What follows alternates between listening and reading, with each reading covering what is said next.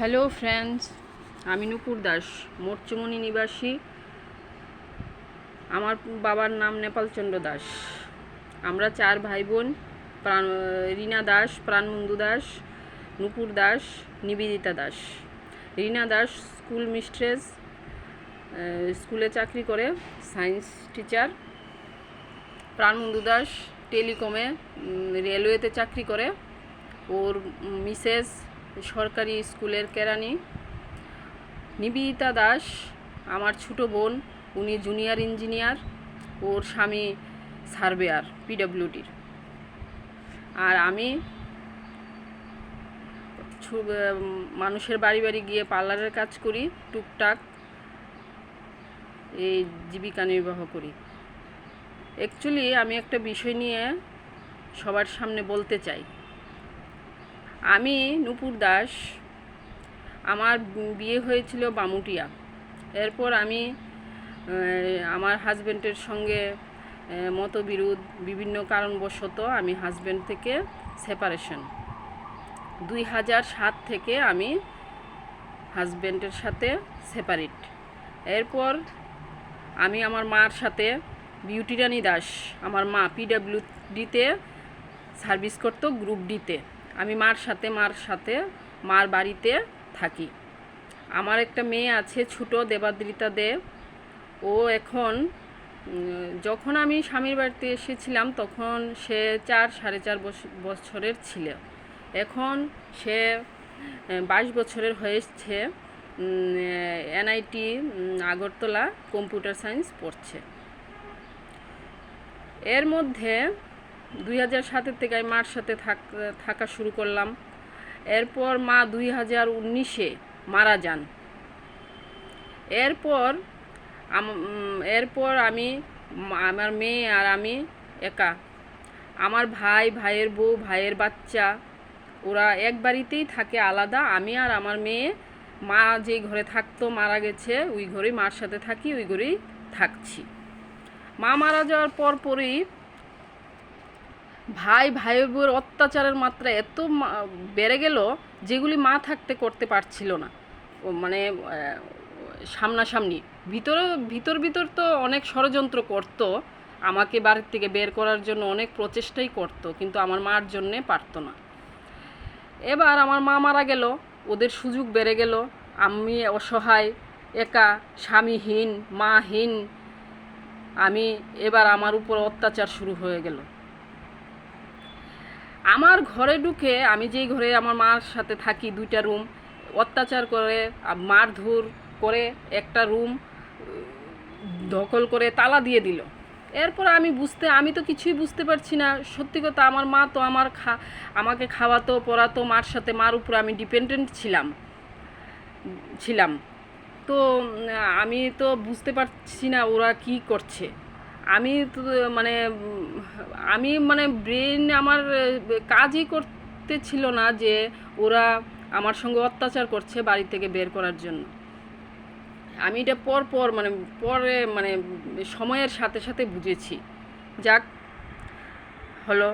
এরপর একদিন আমার মেয়ের সাথে এমনভাবে মারধর, অত্যাচার, শরীরে হাত দেওয়া, আমার ভাই।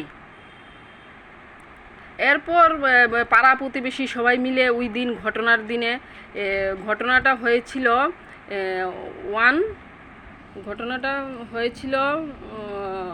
1 তারিখ, মাস ছিল কি, সেপ্টেম্বরের 1 তারিখ। মা মারা গিয়েছিল এপ্রিলের 27 তারিখ। আর ঘটনাটা হয়েছে আমাদের সঙ্গে, বিকট আকারের ঘটনাটা হয়েছে সেপ্টেম্বরের 1 তারিখ। তো আমাদের বাড়িতে এইসব ঘটনা দেখে সব পাড়া প্রতিবেশী সবাই মিলে পুলিশ এনেছে, মিডিয়া এনেছে। আমি তো বুঝতেই পারছি না আমার সঙ্গে কি হচ্ছে। আমার চোখের সামনে আমার মেয়ের উপরে এই ধরনের অত্যাচার, শারীরিক অত্যাচার কি হচ্ছে। আমি বাঁচাতে এলাম, আমাকেও মারধর, কি ঘটনা হচ্ছে আমার সাথে আমি তো বুঝতেই পারছিলাম না। আচ্ছা, যা ঘটনা হলো, পুলিশ এলো, পুলিশ যে পাড়া প্রতিবেশী সবাই পুলিশ আনলো, এনে এনে আনলো। এরপর পুলিশ আমাদের থানাতে যেতে বলল। এরপর থানাতে গেলাম, কেস হলো। ও আমার মেয়ে তখন 18 বছর হয়নি, নাবালিকা ছিল। তো ওর ওর শরীরে মারধর করা, অত্যাচার করার জন্য কেস হলো। ওরা আমাদের উপর অত্যাচার করে, ওরা দিল, আমরা ওদেরকে মারধর করেছি। আমাদের বাড়িতে 15 বছর ধরে ক্যামেরা আমার ভাইয়ের তত্ত্বাবধানে, আমার ভাইয়ের কাছে ক্যামেরা ছিল। সারা বাড়িতে এমন কোনো জায়গা নেই যে আমাদের বাড়িতে ক্যামেরা নেই। তবে ওই ঘটনার দিনের ওরা বলল যে আমরা ওদেরকে মারধর করেছি, আমি আর মেয়ে তাদেরকে অত্যাচার করেছি, মারধর করেছি। ওর মিসেসকে নাকি এমনভাবে মারধর করেছি যে ওর ব্লিডিং 15 দিন পর্যন্ত বন্ধ হয়নি। আমার মেয়ে বলে এতগুলি লাথি দিয়েছে বিকট অনেক ধরনের কথাবার্তা। এগুলিও আপনাদের সাথে আমি শেয়ার করব আস্তে আস্তে। আমি চাই, আমি আজকে চ্যানেলে এসেছি এই জন্যেই, শুধু আমি যে অন্যায় হচ্ছে আমার সাথে, আমি শুধু মানুষকে জানাতে চাই, আমার আর আমার মেয়ের মতো অসহায় মহিলাদের সমাজের কাছে কি বিচার আছে। আমি আইনত তো পেনশনও পাইনি, আমি চলতে পারি না, আমার চলতে খুব অসুবিধা। মেয়েকে এনআইটিতে পড়ছে, ওর খরচ, আমার রোজগার হয় না। আমি খুব কষ্টে চলাফেরা করি, সিদ্ধ খাই, সিদ্ধ ভাত, এইভাবে ভিখারির মতো দিন যাপন করছি। হ্যাঁ, আমার ফ্যামিলি এত এস্টাবলিশড, আমার ভাই বোনেরা এত এস্টাবলিশড, প্রত্যেকটি মেম্বার চাকরি করে, এরপরেও এরা আমার সাথে এইসব করেছে। এগুলি কি ঠিক?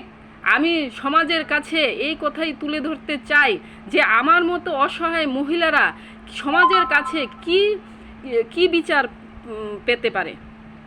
এইভাবে একজনে মহিলার উপরে এমনভাবে অত্যাচার সম্পত্তির জন্য হবে, এগুলি কি ঠিক? আমি পরপর আপনাদের সবাইকে সব ধরনের তথ্য দিয়ে যাব। আমি চ্যানেলে এসেছি, এখন আমি সব ধরনের প্রমাণপত্র সবগুলি আমি আপনাদের কাছে দেব। কিন্তু আপনাদের কাছে আমার একদম হৃদয়ের একটা রিকোয়েস্ট থাকবে যে আপনারা সবার কাছে এগুলি